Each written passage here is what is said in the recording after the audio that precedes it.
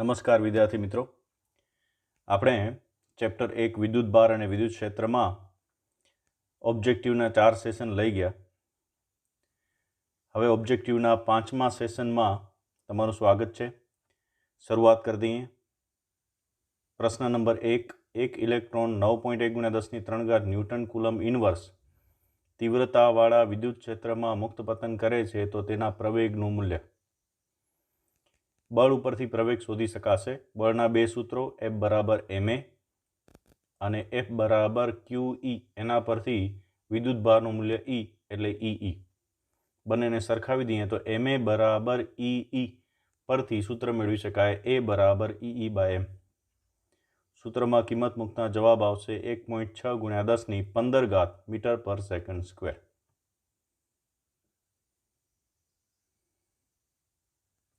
પ્રશ્ન નંબર 2. પૃષ્ઠ સાથે સંકળાયેલ વિદ્યુત ફ્લક્સ ક્યારે ધન હોઈ શકે? એક આકૃતિ જોઈએ અને વાત કરીએ. તમને અહીંયા એક આકૃતિ આપેલી છે. વિદ્યુત ફ્લક્સનું સૂત્ર છે Φ = E.A. એના પરથી સૂત્ર થશે Φ = EA cos θ. એટલે કે વિદ્યુત ફ્લક્સ એ cos θ વિધેય પર આધાર રાખે છે. આકૃતિ અનુસાર વિદ્યુત ક્ષેત્ર અને ક્ષેત્રફળ સદિશ બંને એક જ દિશામાં હોય તો θ 0 થાય અને cos 0 1 થાય. હવે પૃષ્ઠને જો તમે કોણીય સ્થાનાંતર આપતા જશો તેમ તેમ વિદ્યુત ક્ષેત્ર અને ક્ષેત્રફળ સદિશ એના વચ્ચે ખૂણો બનતો જશે. એ ખૂણાને સમજવા માટે અહીં તમને એકમ વર્તુળ આપેલું છે. એકમ વર્તુળમાં 0 થી π/2 સુધી cos θ ધન છે. એટલે 0 થી π/2 સુધી θનું મૂલ્ય એ પ્રકારેનું રહેશે કે cos θ ધન થશે. એટલે શું જવાબ આવશે? એકવાર ચોઈસ ચેક કરીએ. પૃષ્ઠ સાથે સંકળાયેલ વિદ્યુત ફ્લક્સ ક્યારે ધન હોઈ શકે? તો θ <90°. એટલે પહેલા ચરણમાં θ <90° હોય ત્યારે ફ્લક્સ છે એ ધન હોઈ શકે. cos θ વિધેય અનુસાર જવાબ લખવાનો છે. પ્રશ્ન નંબર 3. હવામાં r અંતરે રાખેલા બે બિંદુવત વિદ્યુત ભારો એકબીજા પર F બળ લગાડે છે. K = 2 ડાયલેક્ટ્રિક અચળાંકવાળા માધ્યમમાં આ જ વિદ્યુત ભારોને તેટલું જ બળ લગાડવા r' અંતર જરૂરી હોય તો r' બરાબર કેટલા? મિત્રો, પ્રશ્ન નંબર 3 અને બીજો એક પ્રશ્ન છે એના ઉપર ધ્યાન લઈ જઈએ. પ્રશ્ન નંબર 6. એ અંતરે રહેલા બે વિદ્યુત ભારો Q1 Q2 છે. તેમની વચ્ચે B જાડાઈનો અને K ડાયલેક્ટ્રિક અચળાંકવાળો પદાર્થ રાખવામાં આવે છે તો તેમની વચ્ચે લાગતું વિદ્યુત બળ ખાલી જગ્યા થાય. એના જવાબની અંદર તમે જોશો તો જવાબમાં CA - B + B² K એવી રીતે લખેલું છે. આ બંને પ્રશ્નો એકબીજા પર આધારિત છે. ફરી પ્રશ્ન 3માં આવી જઈએ. આ બંને પ્રશ્નો એકબીજા પર આધારિત છે અને એનો જવાબ કેવી રીતે લખી શકાય એ સમજવા માટે એક કોન્સેપ્ટ અલગથી ધ્યાનમાં લઈએ. આકૃતિમાં તમને પ્રશ્ન 3 અને 6ને અનુલક્ષીને કેટલીક વસ્તુઓ દર્શાવેલી છે. Q1 અને Q2 વિદ્યુત ભાર છે. એ Q1 અને Q2 વચ્ચે લાગતું બળ F = K Q1 Q2/r² અનુસાર અંતર જે છે એ r છે. હવે ધારો કે Q1 અને Q2 વચ્ચે માધ્યમ મૂકવામાં આવે છે. Q1 અને Q2 વચ્ચે K ડાયલેક્ટ્રિક અચળાંકવાળું માધ્યમ મૂકવામાં આવે તો હવે અંતર જે છે એને કહેશું આપણે r' અને લાગતા બળને કહેશું F'. તો r' = r√K એવું સાબિત કરી શકાય. એક સામાન્ય પરિસ્થિતિ લઈએ. F' = F/K એવું આપણે વાત કરી ગયા છીએ. હવામાં કે શૂન્યાવકાશમાં લાગતું બળ F હોય અને K જેટલું ડાયલેક્ટ્રિક અચળાંક ધરાવતું માધ્યમ જો મૂકવામાં આવે તો બળ Kમાં ભાગનું થશે. એટલે નવું બળ થશે F' = F/K. F ∝ 1/r² છે. અંતરના વર્ગના વ્યસ્ત પ્રમાણમાં છે. એટલે F ∝ 1/r² અનુસાર F' અને Fની જગ્યાએ કિંમત મૂકી દઈએ તો r² = r²K મળે. બળ Kમાં ભાગનું થાય તો અંતર છે એ K ગણું થશે કારણ કે F ∝ 1/r² છે. r² = r²K મળે અને એના પરથી નવું અંતર r' છે એ r√K થાય. આને યાદ રાખવાની રીત કંઈક આવી છે. જો શરૂઆતમાં અંતર r હોય તો k જેટલું ડાયલેક્ટ્રિક અચળાંકવાળું માધ્યમ મૂકતા અંતર r રૂટ k થાય. જેમ f ડેશનું f બાય k થાય એમ r ડેશનું થાય r રૂટ k. આટલું ધ્યાન રાખીએ. એના ઉપરાંત એક નાનકડો બીજો ભાગ અહીં તમને દર્શાવેલો છે. તમે જોઈ શકો છો Q1 અને Q2 વિદ્યુત ભાર વચ્ચેનું અંતર a છે. એના વચ્ચે આખા વિભાગની અંદર a જેટલા અંતરમાં માધ્યમ નથી મૂકતા. a જેટલા અંતરમાં મૂકતા તો a રૂટ k થઈ જાત. પણ આપણે એક નાનકડા વિભાગ બીમાં, જેની લંબાઈ b છે, એટલા જ વિભાગમાં k ડાયલેક્ટ્રિક અચળાંકવાળું માધ્યમ મૂક્યું છે. તો હવે અંતર કેવી રીતે ગણતરી કરાય? તો કે અંતર r બરાબર લખી શકીએ આપણે પહેલાં a કુલ અંતર. એ કુલ અંતરમાંથી b જેટલો નાનકડો વિભાગ છે એ આપણે બાદ કરી લેવાનો પહેલાં, એટલે a માઇનસ b થશે. અને પછી એટલા વિભાગનું અંતર કેટલું ગણી શકાય k ને અનુલક્ષીને? તો કે b રૂટ k. આગળ જેમ વાત કરી તેમ r રૂટ k પરથી b રૂટ k. તો b રૂટ k ઉમેરી દઈએ તો લખી શકાય r બરાબર a minus b plus b root k. તો આ એક કોન્સેપ્ટ છે કે બળ કેમાં ભાગનું થાય છે, અંતર કે ગણું થાય છે, વર્ક છે, એટલે r ડેશ બરાબર શું લખી શકાય? r root k. ફરીને એક જ વસ્તુ યાદ રાખી કે હવામાં કે શૂન્યાવકાશમાં અંતર r હોય તો માધ્યમમાં એ અંતર r રૂટ k થાય. સિમ્પલ.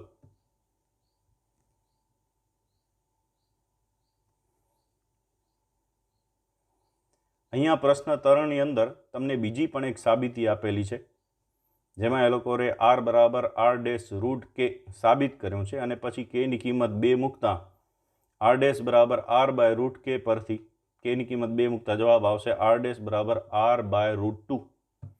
કે જો બંને બળ સમાન થતા હોય તો r ડેશ બરાબર r બાય રૂટ k કરીશું. અને જો બંને બળ સમાન ન કરવાના હોય, ખાલી માધ્યમ મૂક્યું હોય વચ્ચે, તો નવા બળને અનુલક્ષીને r ડેશ બરાબર શું લખી શકાય? તો કે r રૂટ k. તો આગળ વધીએ. પ્રશ્ન 3માં r ડેશ બરાબર r બાય રૂટ k પરથી જવાબ આવશે r બાય રૂટ 2. અને પ્રશ્ન 6 જોઈ લઈએ. પ્રશ્ન 6ની અંદર એ અંતરે રહેલા બે વિદ્યુત ભારો Q1 Q2 વચ્ચે b જાડાઈનો k ડાયલેક્ટ્રિક અચળાંકવાળો પદાર્થ રાખવામાં આવે તો લાગતું વિદ્યુત બળ F બરાબર k Q1 Q2 by r square. સૂત્ર છે k એટલે 1/4πε0 Q1 Q2 by r square. પણ r ની જગ્યાએ શું લખી શકાશે એ તમને આગળ જે અલગથી પેજ આપ્યું તો એમાં વાત કરી હતી. તો એ આકૃતિ અનુસાર r ની જગ્યાએ આવશે a minus b plus b root k. b કાઢી નાખ્યો, એની જગ્યાએ k માધ્યમ છે એટલે b રૂટ k ઉમેરી શકાય. તો આમાં જવાબ આવશે c.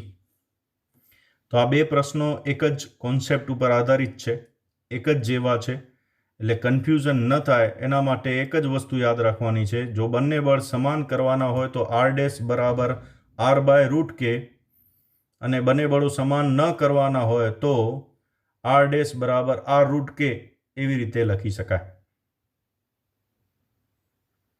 પ્રશ્ન નંબર 4. બે સમાંતર પ્લેટ પર સમાન મૂલ્યનો વિદ્યુતભાર રહેલો છે. જ્યારે તેમની વચ્ચેની જગ્યા શૂન્યાવકાશિત હોય ત્યારે વિદ્યુત ક્ષેત્રનું મૂલ્ય 2 × 10⁵ મળે છે. શૂન્યાવકાશ હોય ત્યારે 2 × 10⁵ વોલ્ટ પર મીટર. જ્યારે તેમની વચ્ચેની જગ્યા ડાયલેક્ટ્રિક માધ્યમથી ભરવામાં આવે ત્યારે વિદ્યુત ક્ષેત્ર 10⁵ વોલ્ટ પર મીટર જેટલું થાય છે. તો ડાયલેક્ટ્રિક માધ્યમનો ડાયલેક્ટ્રિક અચળાંક કેટલો થાય? તો ભાઈ બળ જો કેમાં ભાગનું થતું હોય, f ડેશ બરાબર f ના છેદમાં k, તો e ડેશ બરાબર e ના છેદમાં k. વિદ્યુત ક્ષેત્ર પણ કેમાં ભાગનું થાય, કારણ કે f બરાબર QE અનુસાર f પ્રપોર્શનલ ટુ e છે. એટલે e ડેશ બરાબર e બાય k લખો, અથવા લખો e2 બરાબર e1 બાય k. કિંમત મૂકતા 2 × 10⁵ છેદમાં 10⁵ એટલે જવાબ આવશે 2. ડાયલેક્ટ્રિક અચળાંક હશે 2.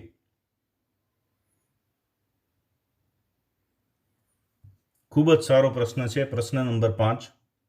Q જેટલો વિદ્યુત ભાર અને R ત્રિજ્યાવાળા 3 સમાન ગોળાઓને એવી રીતે રાખવામાં આવે છે કે જેથી દરેક ગોળો બીજા 2 ગોળાઓને સ્પર્શે છે.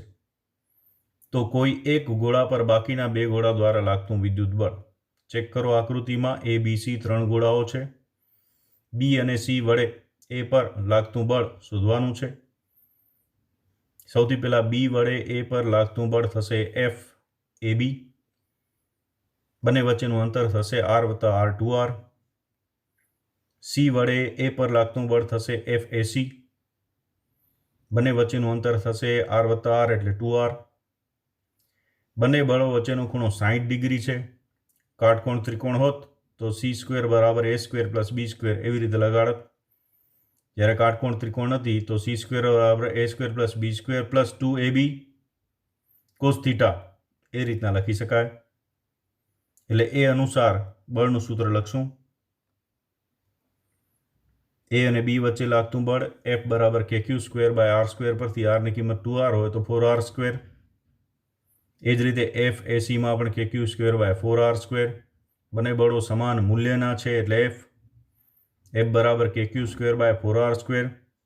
એ પાસે પરિણામી બળ F' બરાબર લખાય વર્ગમૂળમાં F² + F² + 2 F1 F2 પરથી F². અને કોસ બે વચ્ચેનો ખૂણો 60 ડિગ્રી.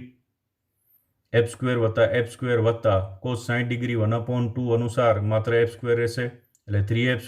3F² વર્ગમૂળ 3 અને F બારે. Fની કિંમત મૂકી દઈએ KQ²/4R². Kની કિંમત 1/4πε0 એટલે જવાબ આવશે F' બરાબર 1/4πε0 √3/4 Q/R². આમ બળના મૂલ્યો સમાન છે, માત્ર સમાંતર બાજુ ચતુષ્કોણની રીત પરથી પરિણામી બળ માટે F' બરાબર વર્ગમૂળમાં F1² + F2² + 2 F1 F2 cos θ સૂત્રનો ઉપયોગ કરવાનો છે.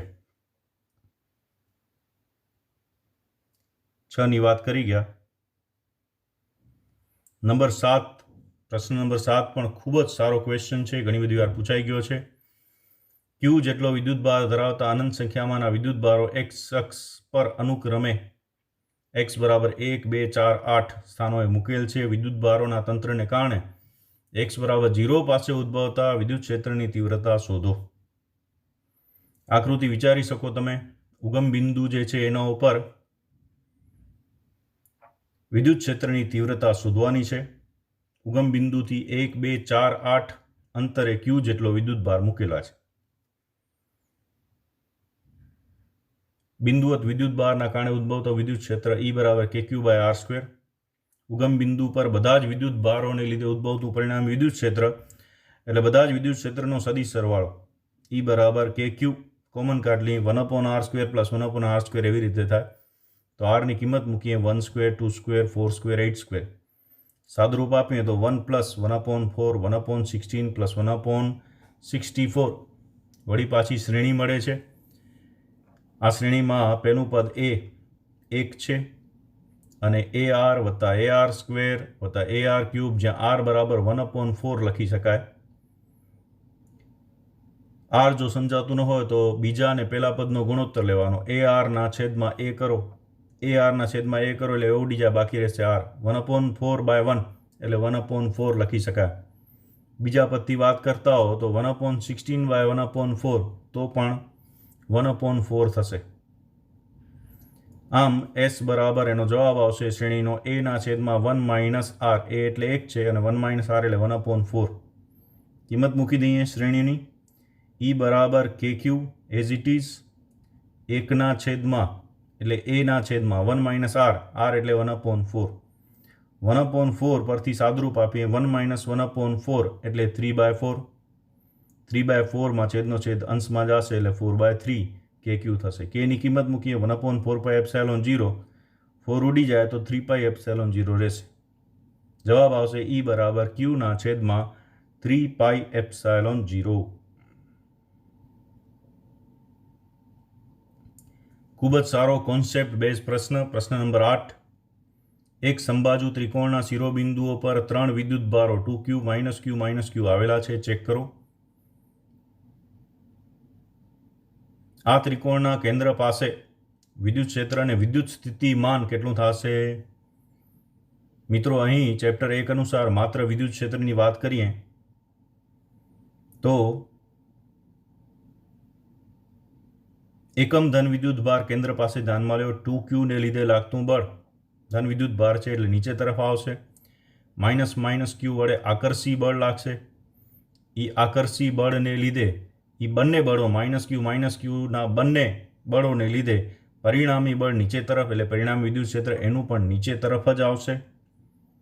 ટૂંકમાં 2q માઇનસ ક્યુ ત્રણેયને લીધે કેન્દ્ર પાસે વિદ્યુત ક્ષેત્ર પરિણામી વિદ્યુત ક્ષેત્ર નીચે તરફ જ આવે છે, તે શૂન્ય થતું નથી. તેથી E is not equal to 0. વિદ્યુત સ્થિતિમાનને સમજવા માટે ચેપ્ટર 2માં જવું પડશે. ચેપ્ટર 2માં ખાલી અત્યારે યાદ રાખો, જેમ વિદ્યુત ક્ષેત્રનું સૂત્ર છે E બરાબર KQ/R², એમ વિદ્યુત સ્થિતિમાનનું સૂત્ર છે V બરાબર KQ/R. R² જગ્યાએ ખાલી R આવશે. એ અનુસાર અહીંયા કેન્દ્ર પાસે પરિણામી વિદ્યુત સ્થિતિમાન એટલે બધા જ વિદ્યુત સ્થિતિમાનનો સરવાળો, વિદ્યુત સ્થિતિમાન અદિશ રાશિ છે એટલે સદિશમાં વિદ્યુત ક્ષેત્રની જેમ એમાં ગણતરી નહીં થાય, એટલે અદિશના સ્વરૂપમાં ખાલી સરવાળો કરશું. ખાલી સરવાળો કરીએ તો KQ/R અનુસાર K 2Q/R, KQ/R અને KQ/R માઇનસ, સરવાળો કરતાં જવાબ આવશે 0. એટલે કેન્દ્ર પાસે વિદ્યુત ક્ષેત્ર શૂન્ય નહીં હોય પણ વિદ્યુત સ્થિતિમાન છે એ શૂન્ય થશે. પ્રશ્ન નંબર 9. એક અર્ધવર્તુળાકાર સળિયાને Q કુલમ જેટલા વિદ્યુત ભાર વડે વિદ્યુત ભારિત કરેલ છે, તો તેના કેન્દ્ર પાસે વિદ્યુત ક્ષેત્રની તીવ્રતા. આકૃતિમાં તમને એક અર્ધવર્તુળાકાર સળિયો આપેલો છે. આપણે કેન્દ્ર પાસે વિદ્યુત ક્ષેત્રની તીવ્રતા શોધવાની છે. અહીં E બરાબર λ/2πε0 ઇન્ટુ 1/r સૂત્રનો ઉપયોગ કર્યો છે. 2 વડે ગુણી અને 2 વડે ભાગી નાખીએ તો 1/4πε0 ની જગ્યાએ k મૂકતા 2k λ/r થશે, જેની આગળ વાત કરી ગયા છીએ. 2k λ/r. લેમ્બડા એટલે એકમ લંબાઈ દીઠ વિદ્યુત ભાર. અચ્છા, અહીંયા કેવી રીતે શોધીશું? તો કે અર્ધવર્તુળાકાર ભાગ છે. અર્ધવર્તુળાકાર ભાગ હોય તો કેવી રીતે લખી શકાય? તો કે કુલ વિદ્યુત ભાર છેદમાં કુલ લંબાઈ. કુલ વિદ્યુત ભાર એટલે Q ના છેદમાં કુલ લંબાઈ. વર્તુળનો પરિઘ નથી પણ અડધો પરિઘ છે. જો આખો પરિઘ 2πr હોય તો અડધો પરિઘ થાય πr. એટલે એકમ લંબાઈ દીઠ વિદ્યુત ભાર લેમ્બડા બરાબર લખી શકાય Q ના છેદમાં કુલ વિદ્યુત ભારના છેદમાં કુલ લંબાઈ. અહીંયા લંબાઈ થશે πr. બસ આ જ સમજવાનું હતું મેઇન. લેમ્બડા બરાબર લખી શકાય Q ના છેદમાં πr. લેમ્બડાની કિંમત મૂકતા જવાબ આવશે 2k λ/πr².